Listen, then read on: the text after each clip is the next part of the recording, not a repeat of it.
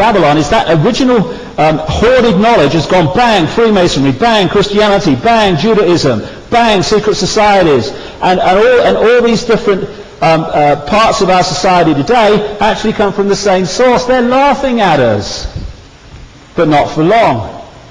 Now this is classic, the Babylonian Trinity. In Babylon they worshipped a trinity of Nimrod, who also became known as Baal, Queen Semiramis, the mother goddess, also known as Istar, apparently was how it was produced. Istar is where Easter comes from.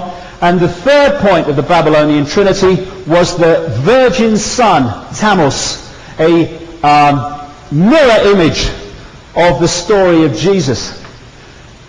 Now what happened is when Semiramis was supposed to have been the mother of Nimrod and then married him and stuff like that, and when Nimrod died, Queen Semiramis, the goddess of Babylon, decreed that he would be symbolized as the sun. She said he'd gone to the sun and became known as Baal, the sun god. And she claimed that she had been miraculously impregnated by the rays of the sun, Nimrod, and gave birth to a virgin son, Tammuz, who was a reincarnation of Nimrod. Therefore, father and son were one. I've heard that somewhere before. Give us a clue. And so all through the ancient world, you'll find the focus on the sun. Often it's symbolizing Nimrod. This is Sri Lankan, and this is Roman. And one of the ways they symbolized the sun was as a lion. The royal animal, the king of the jungle, the king of the solar system with the long mane, the rays of the sun. This is a throne from the Roman Empire. And so you'll see the lion all over British heraldry and royalty and stuff like that. Symbolizes the sun, symbolizes Nimrod, the god of Babylon. On the side of that Freemasonic headquarters in Boston, the sun. Again, all these different apparently unconnected areas of our society are controlled by the same force and come from the same knowledge. Now, one of the ways that they symbolized Nimrod was as the fish god, who they called him, one of the names they called him was Dagon. And this is how they portrayed him, Dagon, symbolically. Well, I'll be Dagon.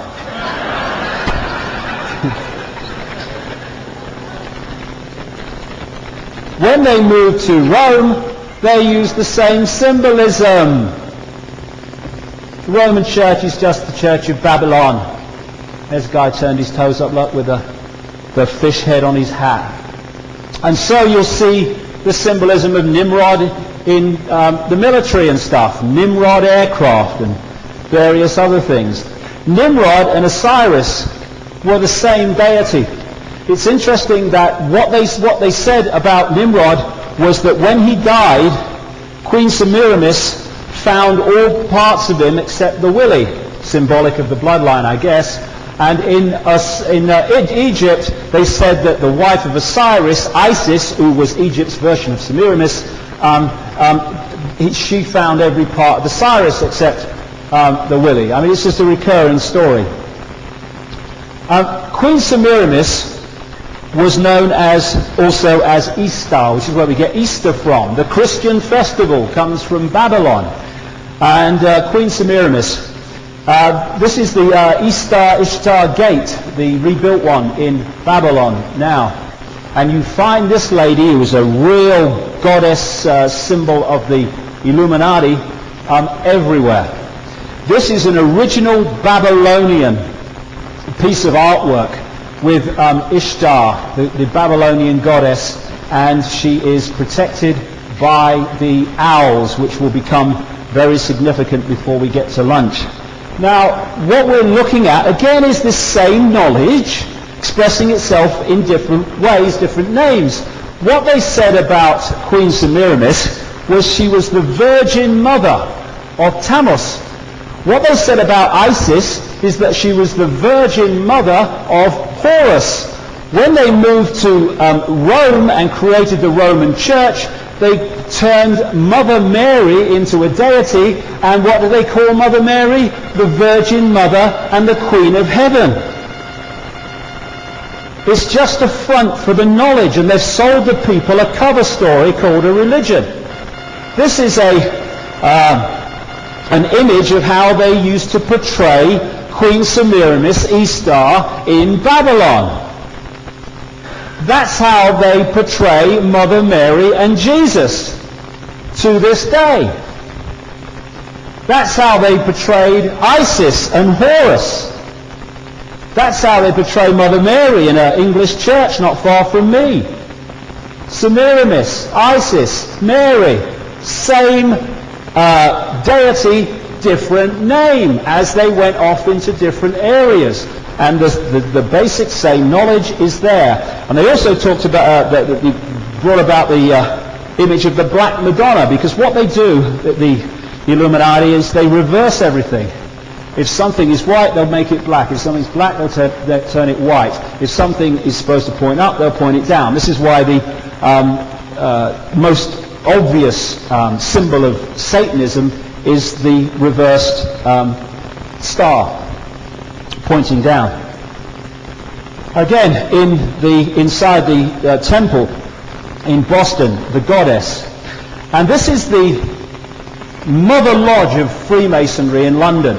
This is where they launched Freemasonry into the American colonies. I think this was started in the early 1700s.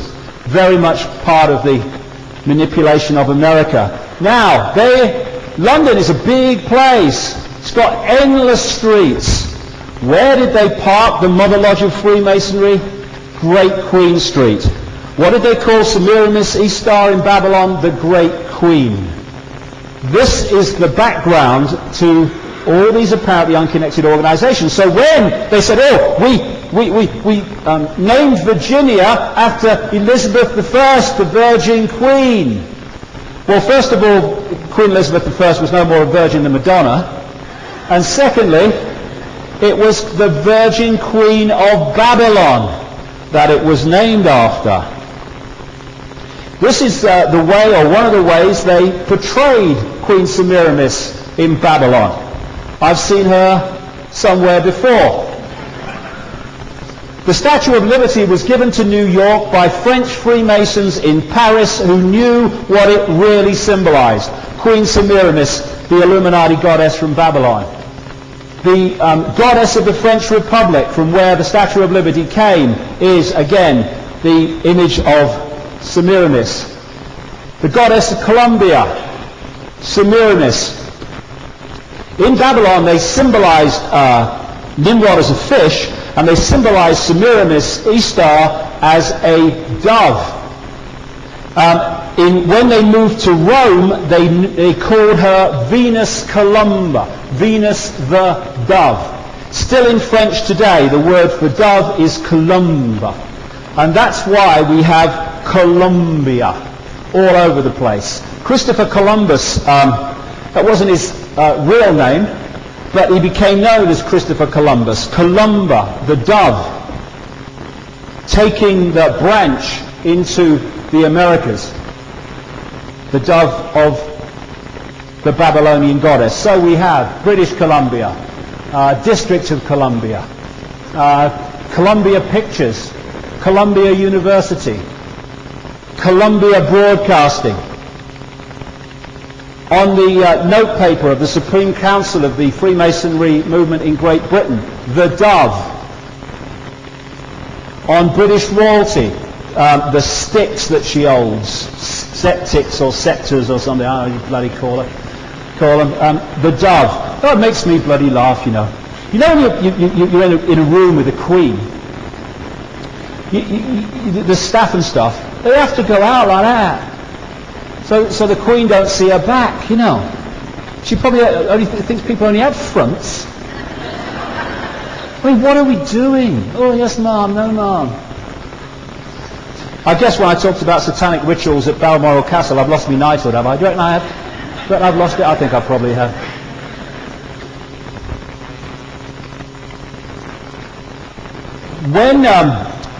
Nimrod died, it was decreed that he would, like Tammuz, because he and Tammuz were one, father and son, would be symbolized from then on with a flame or a torch, the symbol of Nimrod.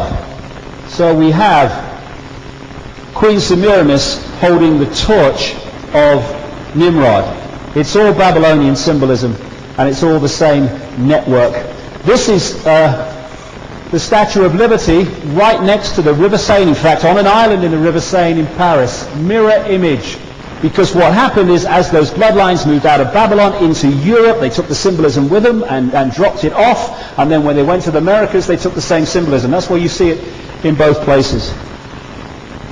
When they killed Kennedy in Dealey Plaza, just down from where he was shot, the Scottish Rite of Freemasonry put up a obelisk, another ancient symbol, the phallic symbol, the bloodline symbol, and on top they put the flame of Nimrod. We did it, we're telling you, but you can't see it, can you? On Kennedy's grave in Arlington Cemetery, the flame of Nimrod. They use things like, it's the eternal flame. Oh, please. On the place, the Pont d'Alma Tunnel, where people take their tributes to Diana, where she died in the set-up car crash, you have a massive and exact replica of the flame held by the Statue of Liberty. And the candle was also used to symbolize Nimrod in Babylon. And so we come to Tammuz, the mirror image of Jesus. If you want a Son of God who died so our sins could be forgiven, and was born on December 25th, well, take your pick. There are a stream of them all over the place. On the left is Horus, on the right is Jesus, and we also had Tammuz, who was one of the original models in Babylon. Horus and Jesus. Jesus was the light of the world. Horus was the light of the world. Jesus said he was the way, the truth, and the life. Horus said he was the truth, the life. Jesus was born in Bethlehem, the house of bread. Horus was born in Anu, the place of bread. Jesus was the good shepherd. Horus was the good shepherd. 7 fishers board a boat with Jesus. 7 people board a boat with Horus. Jesus was the lamb. Horus was the lamb. Jesus identified, or was identified with a cross. Horus is identified with a cross. Jesus was baptized at 30. Horus was baptized at 30. Jesus was the child of a virgin, Mary. Horus was the child of a virgin, Isis. The birth of Jesus was marked by a star. The birth of Horus was marked by a star. Jesus was the child teacher in the temple. Horus was the child teacher in the temple. Jesus had 12 disciples. Horus had 12 followers. Jesus was the morning star. Horus was the morning star. Jesus was the Christ. Horus was the Christ. Jesus was tempted on a mountain by Satan. Horus was tempted on a mountain by Set. Do you reckon there's some connection there? Do you reckon? I don't know. My jury's out. Same knowledge, same control. This is Mithra, who was said to have been born on December the 25th and died at what we call Easter. This was a deity worshipped in the Roman Empire and was basically replaced in the Roman Empire by the worship of Jesus. And the reason people moved from Mithra to Jesus so seamlessly is, apart from the name, nothing seemed to have changed to them. And of course, the cover story religion and the cover story book, that holds the people here so they don't get into multidimensional infinite consciousness and ask questions. Mustn't ask questions. God doesn't want us to know. So Jesus was the light of the world. Yes, the sun. Jesus is coming back on a cloud. Yes, the sun coming back tomorrow morning, actually.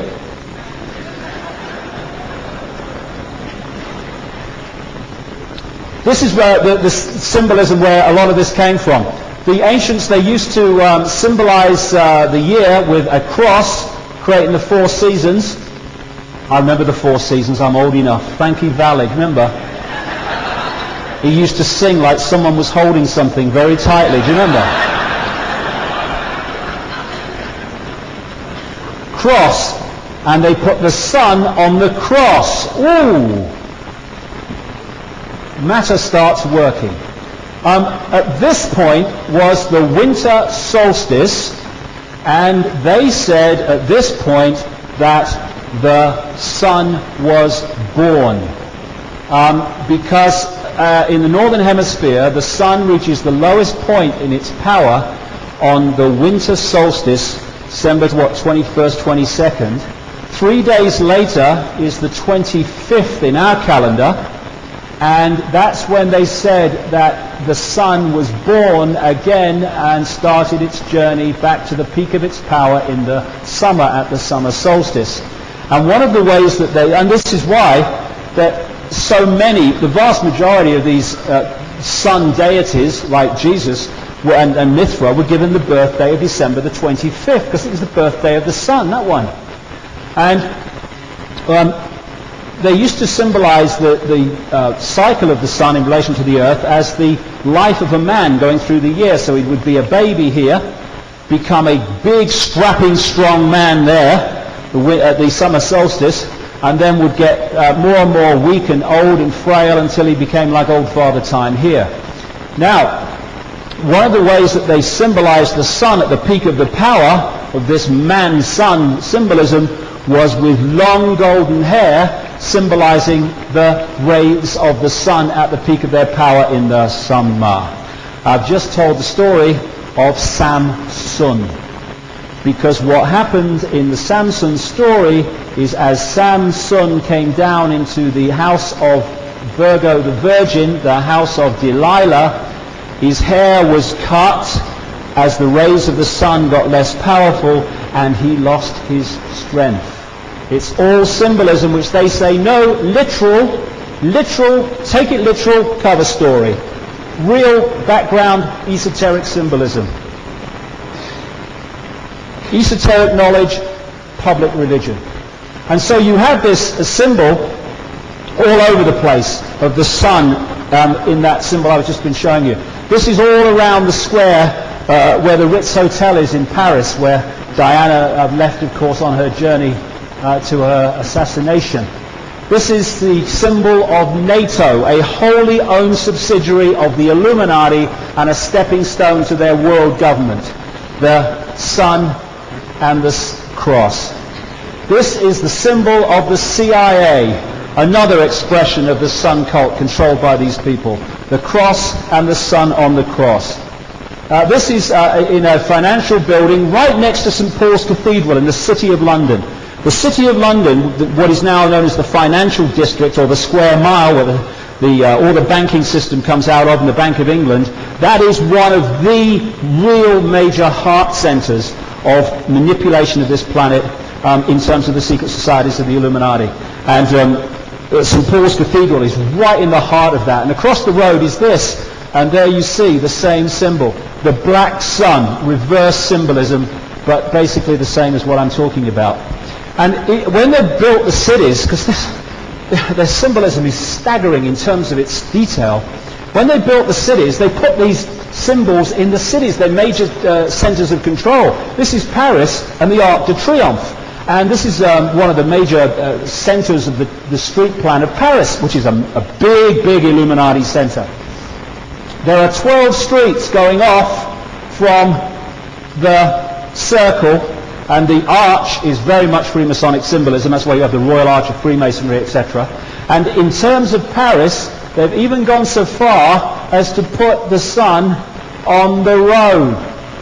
And this is known as the star circle. And if you look at the cross in the circle, they've even done that.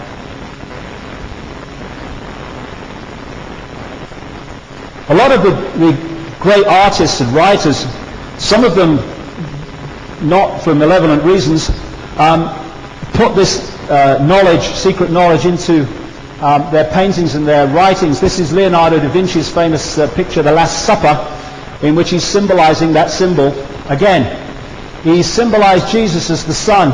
What they used to do, the ancients, is they used to put a halo around the deity that symbolized the sun, to symbolize that it was a sun deity and not a real person. So that's where the halo comes from. And what Da Vinci has done, who was a secret society initiate, and it's one of the reasons he had so many advanced thoughts and advanced predictions that have come to pass, he's broken up the 12 disciples into 4 sets of 3. Again, it's that symbol symbolized as a painting.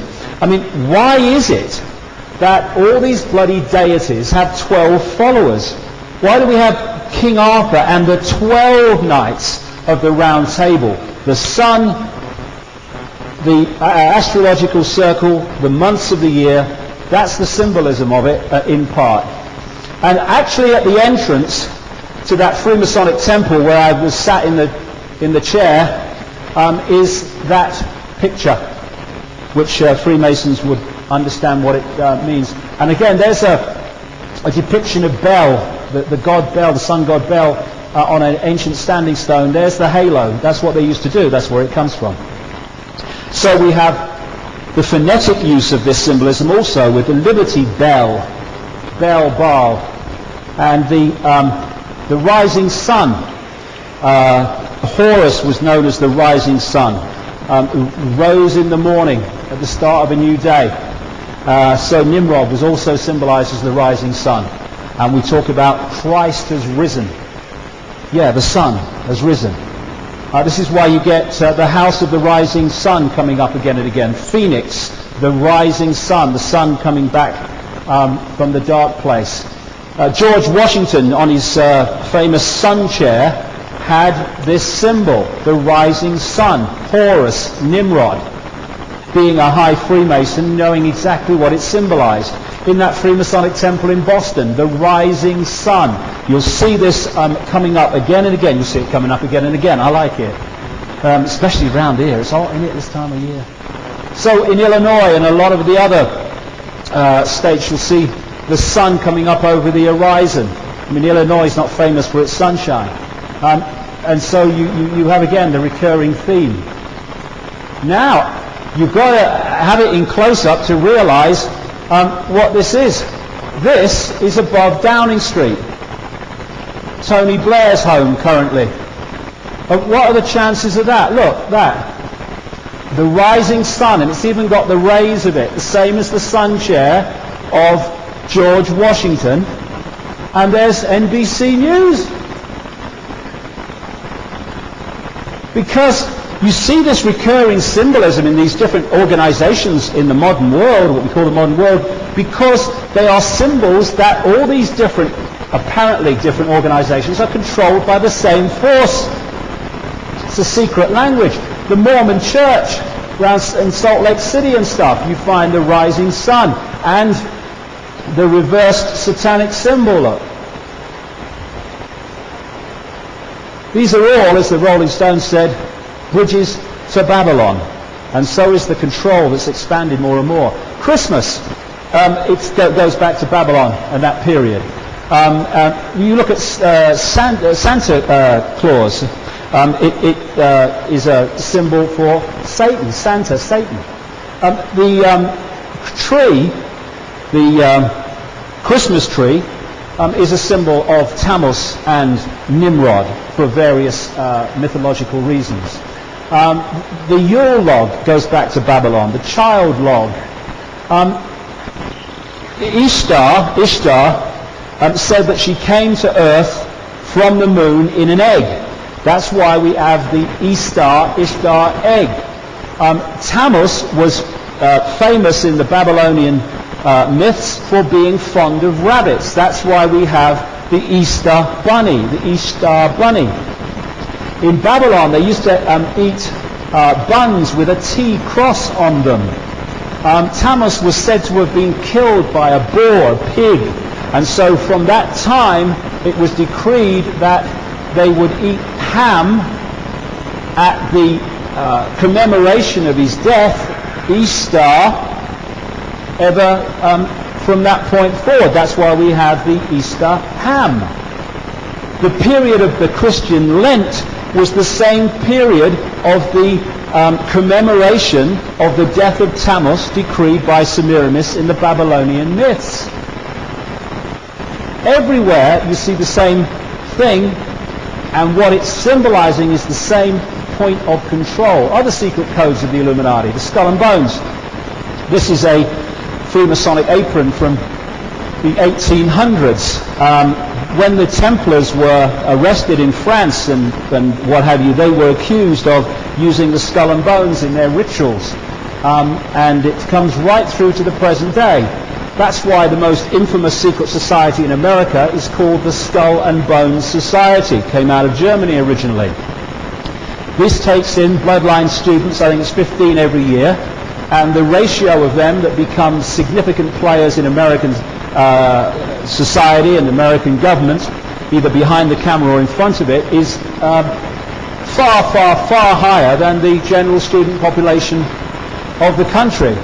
And one of the key families of the Skull and Bones Society is the Bush family. Prescott Bush, the grandfather, Skull and Bones, Father Bush, Skull and Bones, and Boy Bush, Skull and Bones.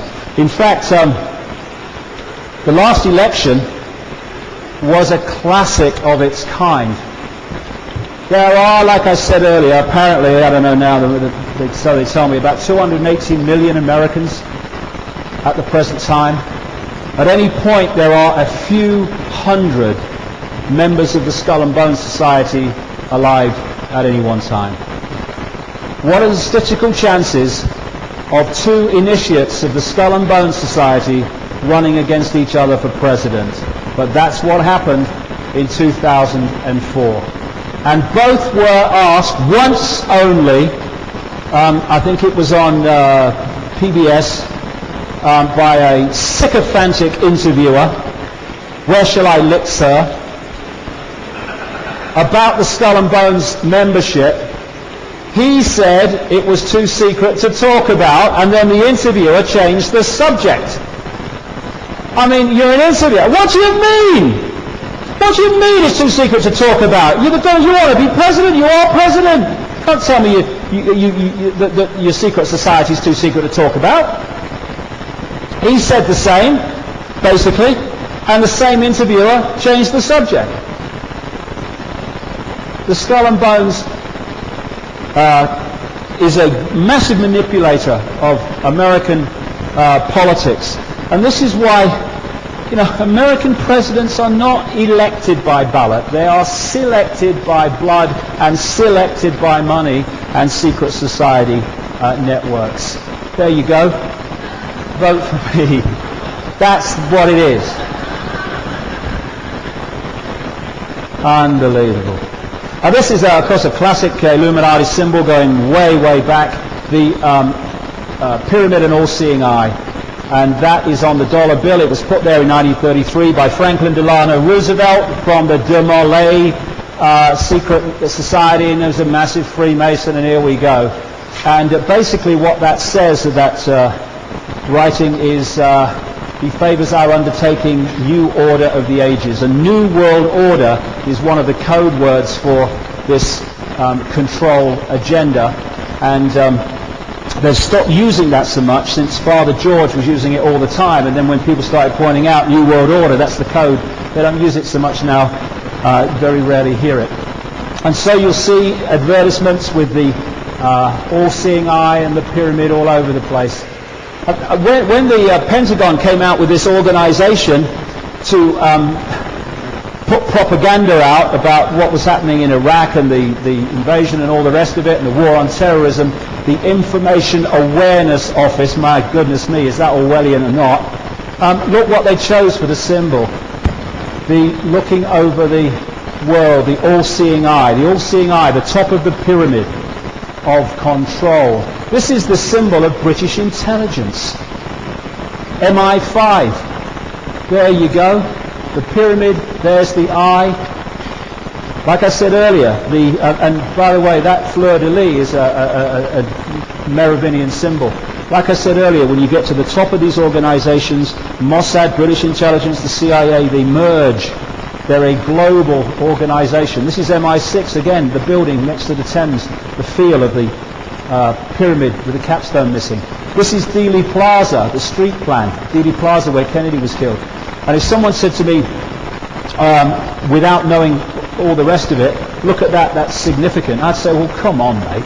You know, there are coincidences, don't go mad.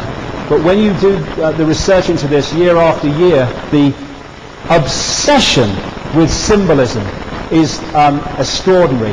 This was actually the site of the first Freemasonic temple in Dallas. It's a sacred place or an important place, the Trinity area of Dallas, Dealey Plaza. I'll come back to that in a sec.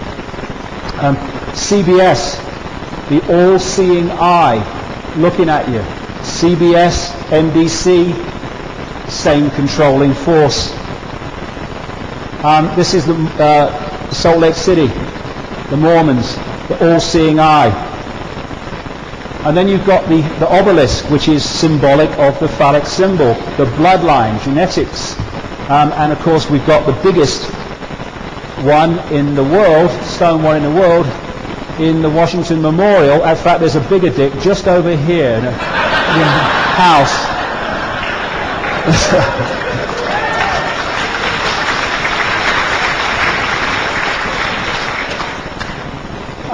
And you've got the church spire. These are all manifestations of the same thing. That's the Washington Freemasonic Memorial there.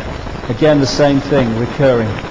And so, when you look at the Allies in the Second World War, fighting the enemy, the Nazis, it looks different from this perspective. Yes, fighting two sides, controlled by the same people. So you've got this Nazi, he's won the bloody lottery, this bloke, look at him. He's got the Maltese cross, he's got the skull and bones, he's got the swastika symbol going way back that the Illuminati used, and he's got the eagle, which is a expression, a symbol of the phoenix, the sun re-emerging. And the symbolism is not just there to take the mick or anything. It's there for a reason, and some of it is there because it affects us in terms of law.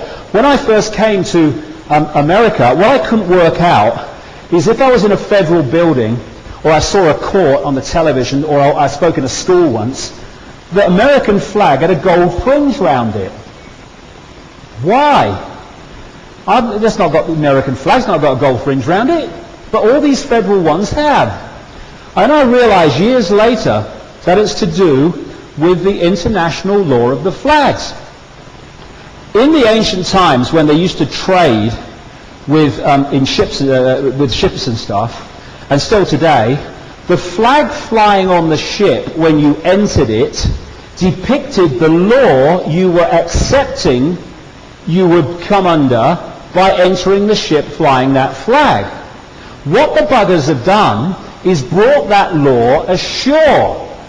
So now when you enter a building, you are accepting the law of the flag being flown on that building. Now they don't tell us. This is why, when you look at the courts of America, behind the bloody judge, the American flag has a gold fringe round it. What's it mean? A gold fringe means that you are accepting the jurisdiction of British maritime law, commercial law, the law of contract, and you are accepting that any constitutional rights you have do not apply in that place with that flag. This is just some of the background to the detail of the scam. On the soldiers in Iraq, why on their uniforms do they have an American flag with a gold fringe round it? Because they are not there for America, constitutional America. They are there for the corporation that controls America, masquerading as the American government.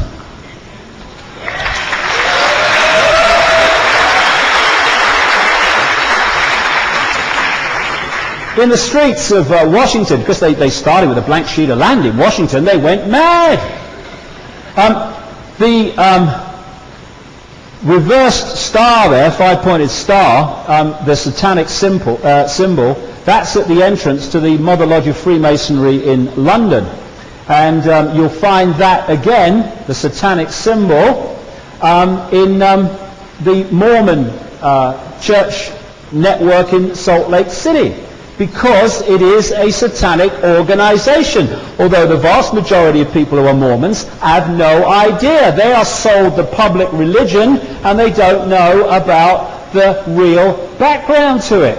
I was taken around Salt Lake City by two lovely girls who had paid to come from Hong Kong and Thailand.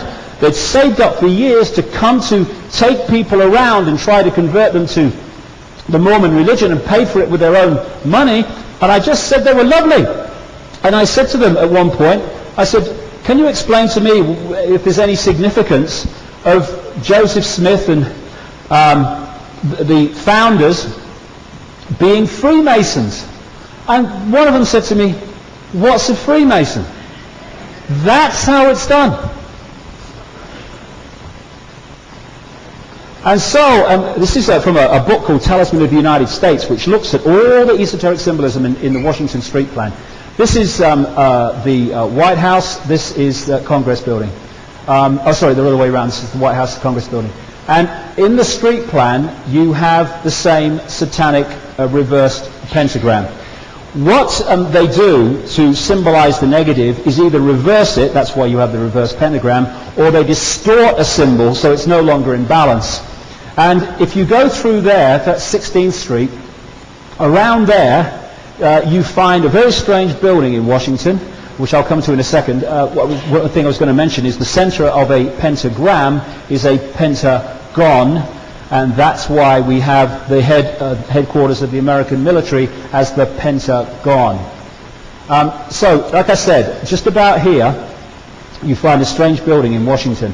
Here it is. It's like something out of ancient Egypt or Greece or that kind of period.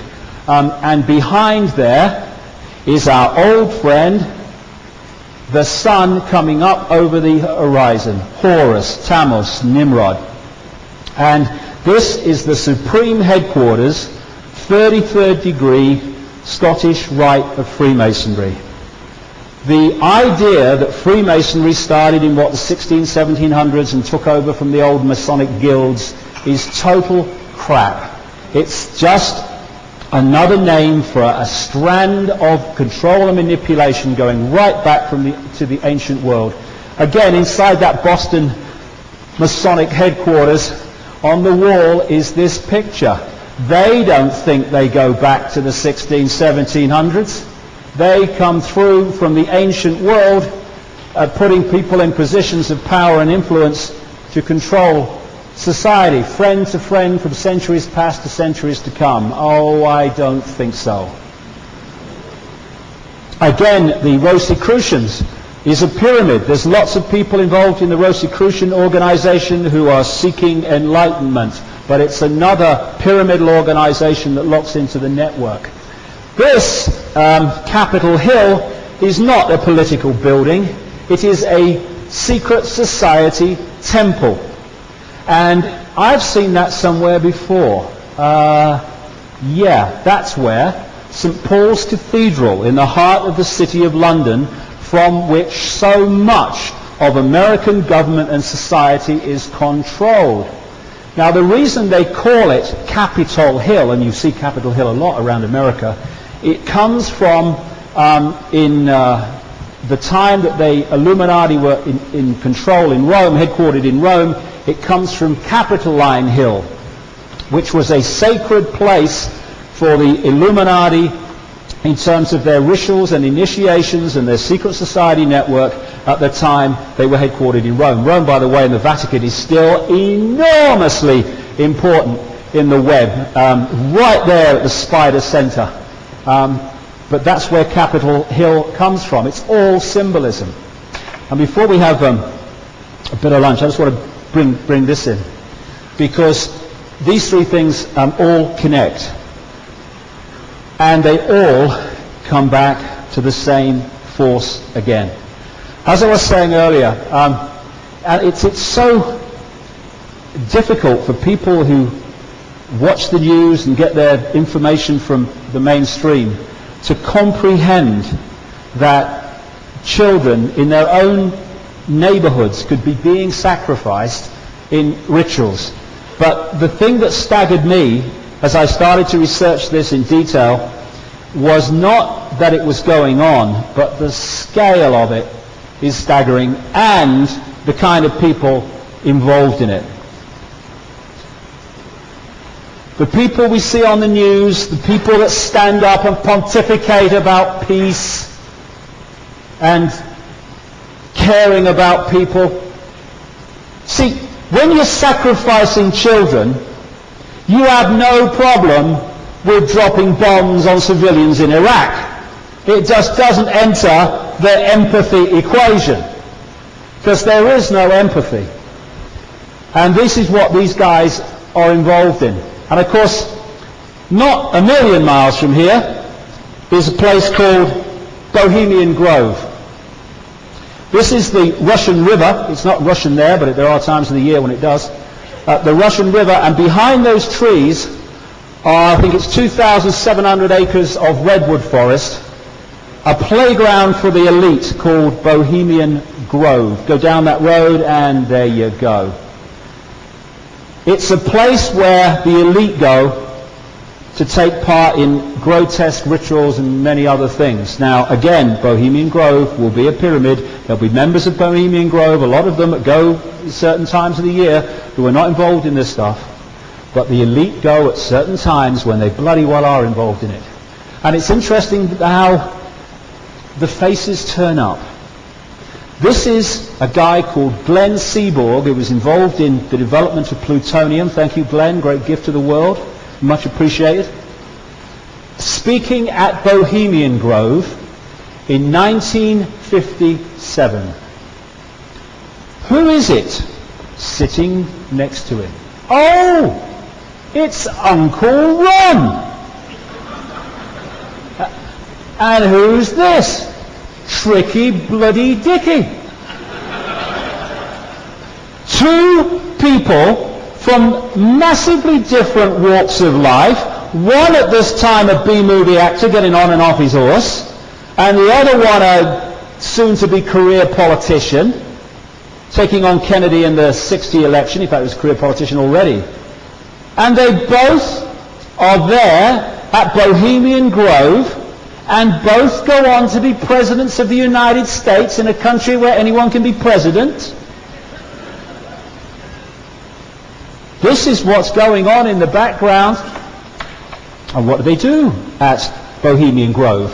Well, they have rituals, and the main focus of the ritual is a 40-foot sodding stone owl. And there's people in the hoods and the bloody gowns doing these Babylonian bloody rituals, and then coming away and running the transnational corporations and deciding to bomb Iraq. This is some filming done by a guy called Alex Jones, who does a lot of great work down in Texas getting this stuff out. And he got in there and he did it in a hidden camera. The opening ritual, cremation of care they call it. And over here are the onlookers, the grovers. Then there's the lake, and here's the people doing the ritual. And there's a better picture of it. Now, these are the people who are running our bloody world.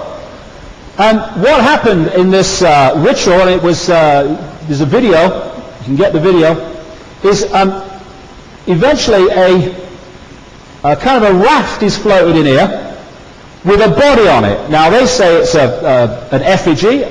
I don't know either way, because my information is that the sacrifice and stuff goes on in much smaller elite groups, not in front of all of them. But who knows? They say it's an effigy. They then pick the effigy up, they put it on that bloody altar in front of the 40-foot stone owl, and they set it alight.